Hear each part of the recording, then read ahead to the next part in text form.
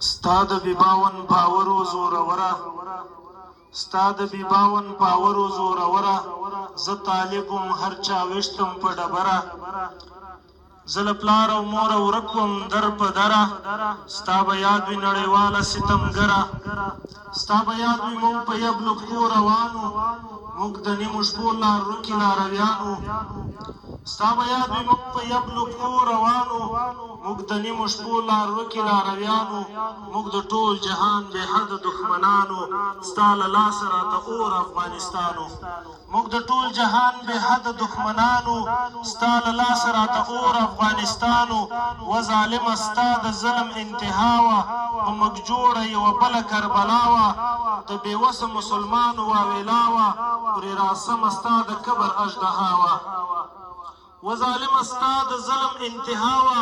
په موږ جوړه یوه بله کربلا وه د بېوسه مسلمانو واویلا وه پرې راسمه ستا د کبر اژدها وه دلته چغې وې ژړاوې وې فریادو ژوند کول دلته ناشونی و بربادو د کلسټر تر بمو لاندې مو هېوادو د نړۍ لوېدلی موږ سره تضادو دلته چغې وې ژړاوې وې فریادو ژوند کول دلته ناشونی و بربادو د کلسټر تر بمو لاندې مو هېوادو د نړۍ لوېدلی موږ سره تضادو موږ تخمونه د جهاد شو موږ مړه نه شو موږ د وخت په تېرېدو سره راشنه شو موږ کرار کرار قوت پیدا کړ ښه شو اوس به پته درته شوي چې څه شو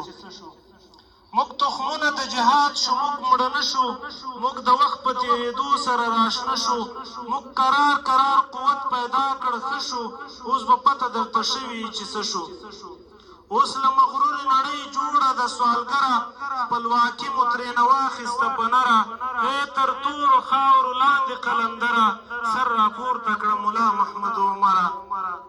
اوس له مغرورې نړۍ جوړه د سوالګره خپلواکي مو ترېنه واخیسته په نره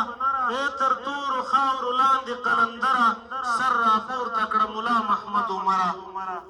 سر راپورته کړه په موږ باندې اختر دی په هېواد د ازادۍ ختلی لمر دی خپل مو کلی خپل جومات خپل مو منبر دی او تکبیر د تورپټکي ملا برادر دی او تکبیر د تورپټکي ملا برادر دی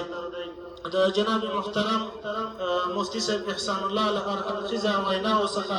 نړۍ مننه کوو او اوس د پروګرام په دې برخه کې له خوږیاڼیو څخه راغلی میلمه د مفتاح العلوم اشرفیه استاد مولانا و مولوي جناب محترم واجب الاحترام سمیع الله بدري ته